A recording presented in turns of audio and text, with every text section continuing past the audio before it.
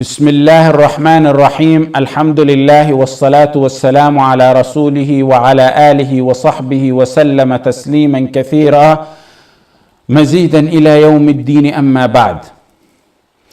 All of our deeds at all times must be solely for the sake of Allah. You don't give any portion of your deeds to other than Allah, not for riya, show off, or anything else. وَمَا أُمِرُوا إِلَّا لِيَعْبُدُوا اللَّهَ مُخْلِصِينَ لَهُ الدِّينَ. One of the best cures for those who struggle or think they struggle with show off is to establish in your heart that in the simple world, people run into trials and tribulation by the qada and qadar of Allah. And everyone here and everywhere can tell you of times where people turned away in minor and major difficulties they went through. People turned away and left them alone. If they're not going to stand in the simple world, why would you give them some of your most valuable assets, your deeds, when the only one who will be there for you and worthy of your deeds is Allah subhanahu wa ta'ala, both in this life and in the life after? Secret, discreet, sincere deeds between you and Allah are what you ask Allah with when you are in a desperate need, both in this life and for matters of the life after. You know the story in Sahih Muslim of the three men who sought refuge in a cave when it began to rain. As they entered the cave in Sahih Muslim, it closed upon them. One of the three men said, "Get up, each one of you, and make dua through your deeds so Allah can rescue us." So the first man got up and said, "Oh Allah, my children wept at my feet because I didn't deem it advisable to serve milk to them because when I returned from work late, I found my parents were sleeping. Oh Allah, I remained at my parents' head as my children wept all night long until daylight broke out and I fed them. Then I fed my kids. Oh Allah, if I did that for your pleasure and in your sake only, grant us riddance from this trouble that we are in, oh Allah." And the rock slipped away a little bit, but not enough for any of them to leave. Know how he said, if I did it for your sake and your sake only. Yes, it was the deed he did, but it's also the sincerity of that deed, the secretiveness of that deed. The next one gets up, he says, "Oh Allah, I had a cousin that I wanted to have relationship with her and she refused, and one day she fell on a hardship. She said, I need to borrow 100 dinar. And I agreed to give her 100 dinar if she had a relationship with me. Oh, he said, oh Allah, when I approached her for intercourse, she said, servant of Allah, fear Allah, attaqillah, and don't break this seal of chastity except by its lawful means. Ya Allah, I got up. Oh Allah, if I did that for your sake and your sake only, grant us riddance from the trouble and problem that we are facing." Likewise, the third man gets up, open a little bit, not enough. The third one says, "Oh Allah, I had a worker. He didn't take his wages for that day. He left some of his rice, so I planted it, and I became rich with flocks of cows and sheep from that investment. He returned to me later and he said, fear Allah and give me my wages. So I told him that flock of sheep and cows are all yours. He said, fear Allah and don't mock me. And he said, oh Allah, I told him, I'm not mocking you. Ya Allah, if I did that for your sake and your sake only, then remove this hardship that we're facing." The rock moved away and they were finally able to leave from the cave.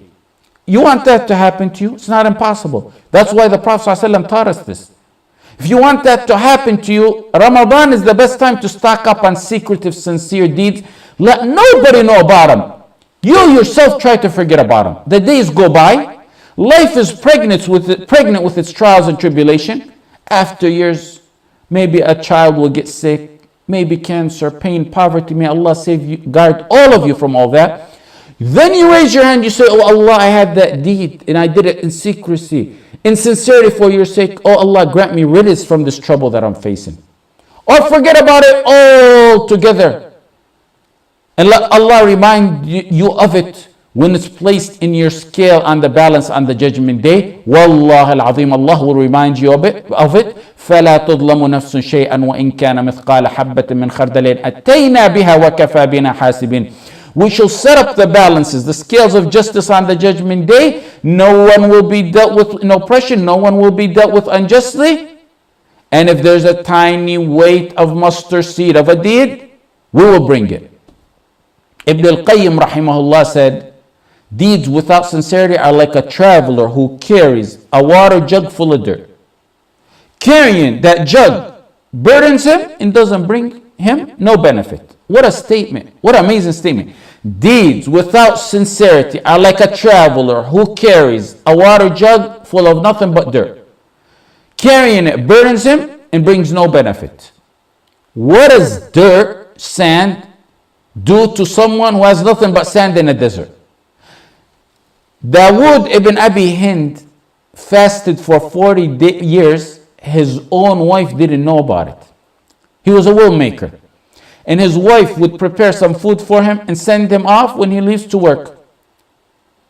He would give it to a poor man in the market and return at night after Maghrib to break his fast with his wife. The people in the market think that he ate with his wife. And the wife thinks that he ate from that which she prepared for him, which he gave for a poor man. Sincerity. Sincerity. That's what it was about. He prayed Qiyam for 20 years. His wife didn't know about it. Ikhlas. Ayyub al-Sikhtiyani used to pray the entire night. And then a few moments before Fajr, he would raise his voice in recitation in Quran. So people would think he got up just a few moments before Fajr, when he in reality never even got sleep all night long. Hassan ibn Abi Sinan, his wife said, my husband used to trick me like we parents trick their kids. He used to trick me to sleep. And when I sleep, he get up and pray. One time she called him, she said, Abu Abdullah, with his kunya, why do you punish yourself like this? Easy on yourself. He said, woe to you, woman. You want me to sleep? I'll sleep. And I'm going to sleep and get my rest on a day when I'll never wake up from my sleep. Zayn al-Abidin, the great-grandson of Ali ibn Abi Talib, Zayn al-Abidin ibn Ali radiyallahu anhu, he used to feed poor people in Medina for 10 years. Nobody knew who was bringing them food. Every day in the morning, they'd find food in front of their houses. When Zayn al-Abidin died, they figured out it was him because no longer did they get any food. And more so, when they washed him and shrouded him, they found marks on his back from carrying the bags to the poor people. Al-A'mash said, I visited Ibrahim al-Nakha'i and he began to read Quran, and he constantly read Quran. Whenever he had guests, he'd quickly put the Quran and hide it away, and he would tell me, confide in me, I don't want people to see that I'm reading Quran. What a difference. What a difference between them and those who never sweat for the sake of Allah yet bolster about it. Those who bolster about a simple little khutbah they gave, or a couple orphans they sponsored, or maybe a 5-minute talk, or just going for the Taraweeh 2-3 nights out of Ramadan. It's usually those with such deeds that they bolster about that have no effectiveness or no sincerity. And it's those with secret deeds that have the effective, sincere deeds.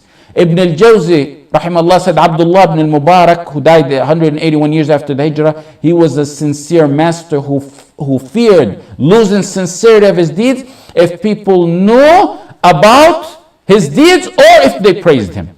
Na'im ibn Hamad said, when Ibn al-Mubarak read a hadith, he would cry like a camel or a cow when they're being sacrificed, the noise they make when they're being sacrificed. Sufyan al-Thawri said, I wished for 1 year of my life I could do the deeds that Ibn al-Mubarak, rahimahullah, did.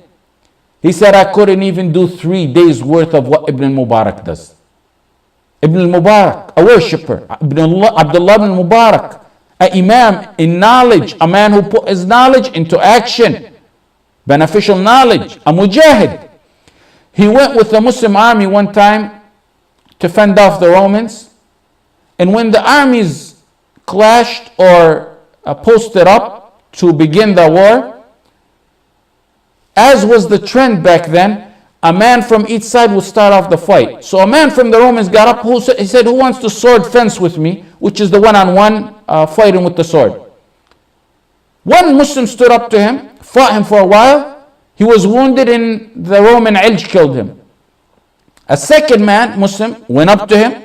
Same thing happened. Third man, got killed. Same thing. The fourth man fought him for some time and killed him. The people crowded around this heroic man to see who he was. Abd ibn Sulaiman said, I was among those who crowded around this hero to see who he was. he turned out to be someone who was masked. He covered his face. He didn't want nobody to know who he was.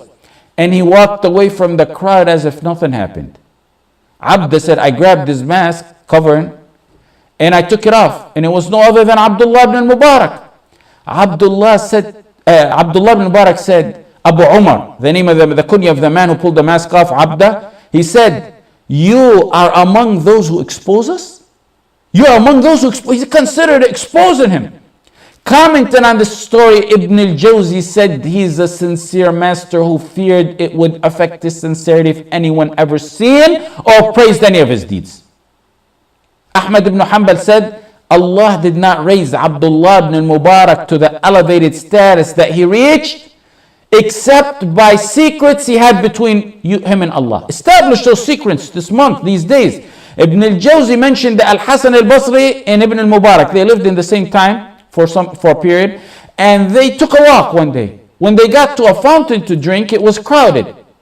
Had people known who they were and recognized them, they would have opened the way for them. But no one knew who these men were. Abdullah ibn Mubarak reached the fountain, broke through the crowd, reached the fountain, drank, and left. And then he looked at Al-Hasan al-Basri. Al-Hasan al-Basri, he said, he looked at me and said, this is the right way to live. Imam in every aspect that you look at it. They were all imams in every aspect they look at it. They don't want nothing to be known. Secret deeds that no one knows about it. Tears in the deep darkness of the night. Recitation in the deep darkness of the night. Allah will raise your mention in honor in both worlds. Al-Rabi' ibn Khuthaym, the worshipper who used to cover his worship so no one would know what he did. When he recited Quran and he seen people were about to pass by, he would cover it with his thawb so no one would know who he would recite it. فَلَا تَعْلَمُ نَفْسٌ مَا أُخْفِيَ لَهُم مِّن قُرَّةِ أَعْيُنٍ فَلَا تَعْلَمُ نَفْسٌ مَا أُخْفِيَ. No person knows what is kept hidden. Ma ukhfiya is hidden. No person knows what is kept hidden for them of joy, of reward, because of what they used to do. Why did Allah say hidden? Why is it hidden? They hid their deeds from humans, so Allah hid for them a special reward. Reward depends on the kind of deed. You reap what you sow. You hid something, Allah is gonna save something hidden for you. رب أشعث أخبر مدفوع بالأبواب لو أقسم على الله لأبره. In Sahih Muslim, a disheveled man, أشعث, disheveled person. أخبر means dusty. مدفوع بالأبواب means he's looked down upon so much that if he knocks on your door, you wouldn't even open his door. He's neglected in society. Everyone looks down on him. What about him? The Prophet ﷺ said, if he gives an oath by Allah, Allah will fulfill it. You may think he's a nobody, I may think he's a nobody, but he's got some secrets at home in the dark nights that if he gives an oath to Allah in a dua like fashion, Allah will answer it. Meaning if he says, Wallahi ya Allah, you're going to do this for me, but the intention is of course in dua, it will be answered. Every single day you say 17 times, Iyyaka na'bud, you alone. By fard you say it 17 times. Every day you say 17 times, you alone we worship. Iyyaka nasta'een, you alone we ask for your help. And tens of more times other than that in sunnah you say them. Every time you say it, remember to renew your vow that you're only doing this for the sake of Allah. Make it as much secret as possible. For this Ramadan, plan and make secret your deeds and establish a secretive relationship with Allah. Worship no one knows but you and Allah, sincerely for the sake of Allah. Keep it hidden. Salah, prayer, zakah, reciting of the Quran, taraweeh, charity, knowledge or da'wah. You yourself try to forget it. Wallahi, you're going to be reminded of it on the judgment day. Wallahi al-azim, you're going to see its effect in this life. If you're afflicted with a hardship years and years later, raise your hands to Allah and say, Ya Allah, I got up every single night of Ramadan. No one knew that but me and you. If I did that sincerely for your sake and your sake, then grant me riddance of this trouble and trial that I'm facing. Allahumma inna na'udhu bika an nushrika bika wa nahnu na'lam. Wa nastaghfiruka lima la na'lam. Wa sallallahu ala sayyidina Muhammad wa ala alihi wa sahbihi wa sallam. Walhamdulillahi rabbil alameen.